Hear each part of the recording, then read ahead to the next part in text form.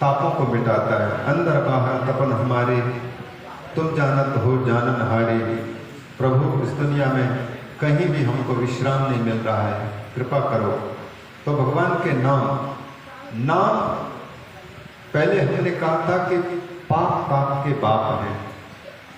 व्यक्ति दुखी होता है अपने पापों के कारण, अपने गलत कर्म के कारण, ना समझे के कारण। इसलिए ताप को मिटाना है तो पहले तो जड़ को मिटाओ, पाप को मिटाओ, पाप ना करें। और इसके बाद हमने कहा था नाम और प्रणाम। नाम और प्रणाम में बस प्र शब्द का अंतर है। नाम के पहले प्र लगा दिया, प्रणाम बन गया। नाम क्या करता है? नाम संकीर्तनम यस्य सर्व पाप प्रणाशनम। भगवान का नाम सब प्रकार के पापों को समाप्त करता है। नाम संकीर्तनम सर्व पाप प्रणाशनम, सारे पापों को, माने हमारे ताप की जो जड़ है पाप, उनको मिटाता है कौन? भगवान का नाम।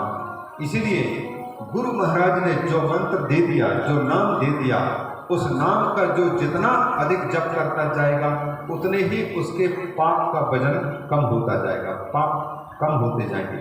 जिस दिन पूरे के पूरे पाप खत्म हो जाएंगे उस दिन उस व्यक्ति को मालूम पड़ेगा परम आनंद है, अलमस्त फकीरा, अवधूत शिरोमणि संतों की मस्ती उनको मिल जाएगी,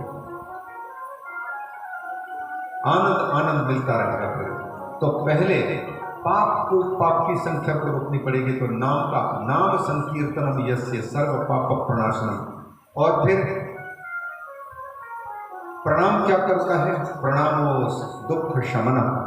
प्रणाम सारे पापों को मिटाता है, मैंने दुखों को मिटाता है। जिन भगवान का नाम पापों को मिटाता है, जिन भगवान को किया गया प्रणाम हमारे पापों को मिटाता है, उन भगवान शंकर को बार बार प्रणाम हो, भगवान शिव को बार बार प्रणाम हो, शंकर भगवान। लेकिन याद रहे, नाम लेने के भी सभी अधिकारी नहीं होते और प्रणाम करने के भी सभी अधिकारी नहीं होते। अधिकारी नहीं होते मतलब उनका सिर झुकता ही नहीं, प्रणाम करने का भाव नहीं आता। उसी प्रकार नाम लेने का, श्रीमद् भागवत की कथा में कुंती माता ने भगवान शंकर, भगवान श्री कृष्ण से जहाँ विपत्तियाँ मांगी थी, संसार की एक अकेली माँ, जिसने नारी जगत में से केवल एक ऐसी माँ है जिसने संसार में विपत्ति मांगी, बाकी सब लोग संपत्ति मांगते हैं। क्यों मांगी विपत्ति? पगली रही होगी ना लगभग, बुद्धि दिमाग खराब हो गया होगा। नहीं, विपत्तियों के दुखों का राज उन्होंने जाना है। बड़े बड़े संत लोग जिसको नहीं जान पाते, उस राज को कुंती माँ ने समझा था। क्यों? क्या राज है? क्योंकि कुंती जानती है दुख में सुमिरन सब करे, सुख में करे न कोई। जो सुख में सुमिरन करे तो दुख काहे हो। विपत्तियां आती हैं तभी व्यक्ति, गुरुजी मेरा पेट दर्द कर रहा है, गुरुजी मेरा माथा दर्द कर रहा है, गुरुजी पेटे ठीक नहीं है, गुरुजी ये कर दो वो कर दो, भगवान के पास में जाकर के हाथ जोड़ करके गिड़गिड़ाते हैं। पूज्य बाबा जी कहते हैं, अरे बाबा ये तो बहुत अच्छी बात है, तुम्हारा हाथ पांव दर्द कर रहा है, तुम्हारा सिर दर्द कर रहा है, कम से कम हाय राम हाय राम हाय राम हा राम हा राम तो कह पा रही हो। यह है पॉजिटिव थिंकिंग, सकारात्मक विचार। माने विपत्ति के क्षण में भी हम कैसे उसको सकारात्मक जीवन में बदल सकते हैं। कुंती माँ ये जानती हैं कि मेरे बेटों पर जब जब विपत्ति आई तब तक मैंने भगवान को पुकारा। भीम को जहर देकर के मार डालने की कोशिश की गई। जब जहर खाने के कारण भोजन में दे दिया गया था जहर, और जब बेहोश हो गया तो उसको ले जाकर के गंगा जी में फेंक दिया गया। लेकिन जापू राखे साइया मार सके न कोई, बाल न बांका कर सके जो जग बैरी होए। भगवान की कृपा से जीवन बच गया। उसी प्रकार से पांचों पांडवों को दुखी करने के लिए, जीवन समाप्त करने के लिए 12 साल के जंगल में भेज दिया गया। जुआ में लूट लिया गया सारी संपत्ति और वन में भेज दिया गया। ये कह दिया गया कि जब तक 12 वर्ष न हो जाए तब तक के जंगल में ही रहना, वापस नहीं आना, और 13वें साल में हम पता लगाएंगे, और अगर कहीं पता लग गया तो फिर 12 साल के लिए जंगल में रहना पड़ेगा।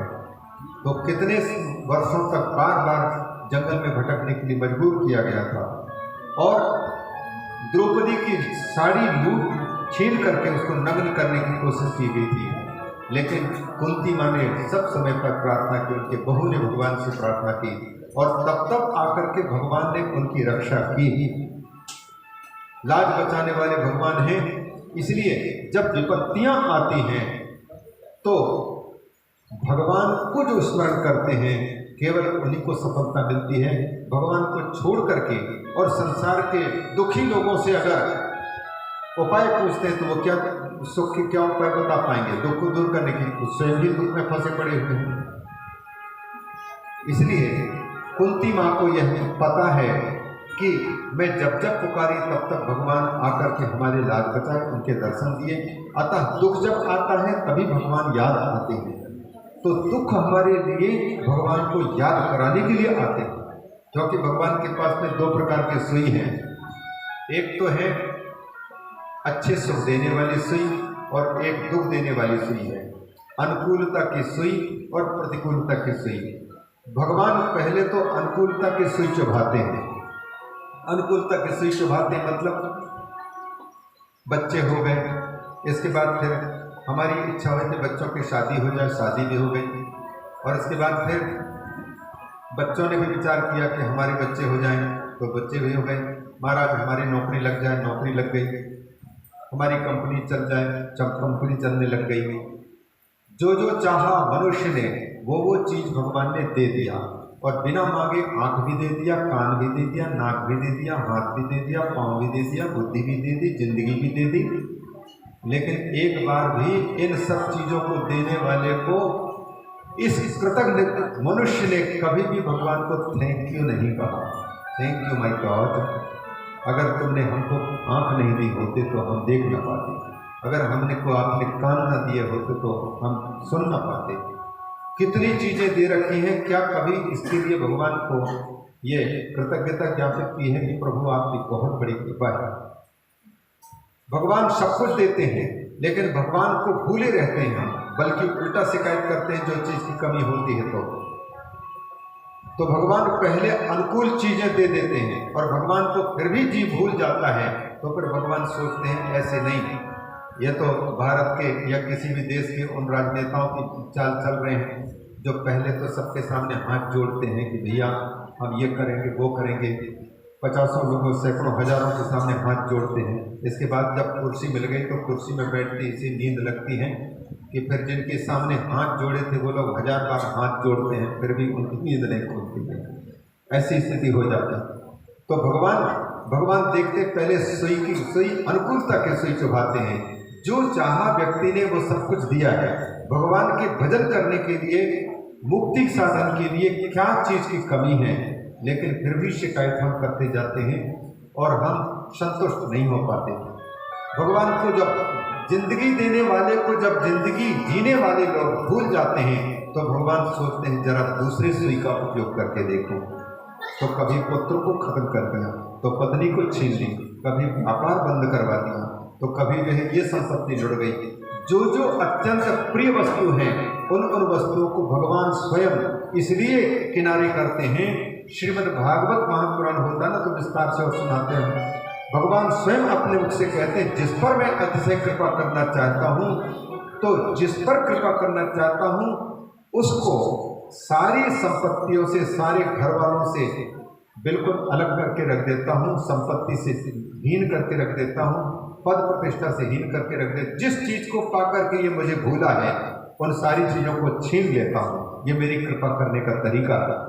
और फिर वो व्यक्ति सबके सामने हाथ जोड़ता है, कृपा करो, मेरे पास तो कुछ नहीं है, मेरी नौकरी लग जाए, मेरे पैसा दे दो, मुझे ये संपत्ति दे दो, हमारी हेल्प करो, मदद करो, इस प्रकार से करता है।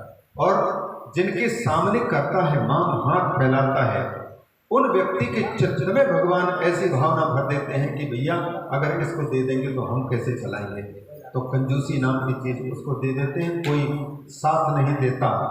तो फिर संसार के लोगों पर भरोसा करने वाले व्यक्ति को फिर समझ में आती है कि जिसके सामने हम हाथ जोड़ रहे हैं ये भी तो उन्हीं भगवान के सामने हाथ जोड़े होंगे, तभी तो इनको मिला है। तो फिर संसार के आशा छोड़ करके फिर भगवान के चरणों में आकर के प्रार्थना करता है। और भगवान भी तभी अपनाते हैं। भगवान का नाम है विश्वनाथ, सारे विश्व के नाथ। वो नाथ हम सबको तब अपनाते हैं जब हम पूरी तरह से अनाथ हो चुके होते हैं। जब तक हम पूरी तरह से अनाथ नहीं हो चुके होते हैं, लोगों का सहारा जब तक मिलता है तब तक हम लोगों के भरोसे करते रहते हैं। और जब दुनिया का कोई भरोसा नहीं रह जाता तो फिर भगवान को पुकारते हैं। दुनिया की ठोकर खा करके ठाकुर के शरण में जब जीव आता है तब भगवान उसका पानी ग्रहण करते हैं, उसको अपनाते हैं। जब ये कह देता है हे गोविंद राखो शरण, अब तो जीवन हारे, हारे को हरिनाम होता है। और भगवान तभी उसके बाँह थामते हैं। हम हारने को तैयार नहीं हैं। तो भगवान ने सब कुछ दिया है, आंख दी है, कान दिया है, बुद्धि दी है, सोचने समझने की सुविधाएं दी हैं। जीने के लिए क्या चाहिए, किस चीज की कमी है जीने के लिए, लेकिन फिर भी मनुष्य के पास में एक बहाना है। मेरा बेटा, मेरे बेटियां, उनके व्यक्ति के पास में अगर 9 पीढ़ी तक के बच्चों के संतानों के लिए खाने पीने की व्यवस्था हो जाए तो भी वो सोचता रहता है कि 10वीं पीढ़ी का क्या होगा, उनके लिए क्या करेंगे। ऐसे जिंदगी खो देता है, ऐसे कर देता है। तो भगवान सब कुछ दिए हैं, लेकिन देने वाले को जब हम भूलते हैं तो भगवान अपनी याद कराने के लिए विपत्ति को भेजते हैं।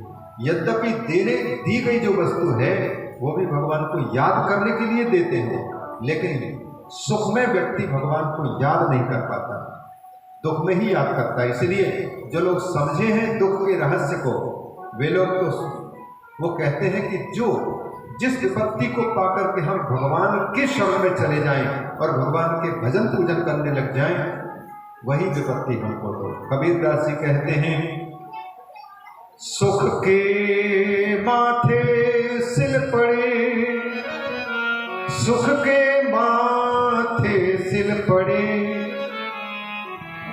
जो हरि से जाए, बलिहारी व दुख की, जो पल पल हरि सुमिराए, जो पल पल हरि सुमिराए। क्योंकि दुख देने वाले भी वही। अगर भगवान को मानते हैं तो हम तो मानते हैं कि दुख भी उन्हीं की कृपा से और सुख भी उन्हीं की कृपा से, चाहे मांगे चाहे ना मांगे। वो कोई भजन है, कौन सा है वो, मारने वाला है भगवान, बचाने वाला है करके कोई पंक्ति है। मारने वाला है भगवान, बचाने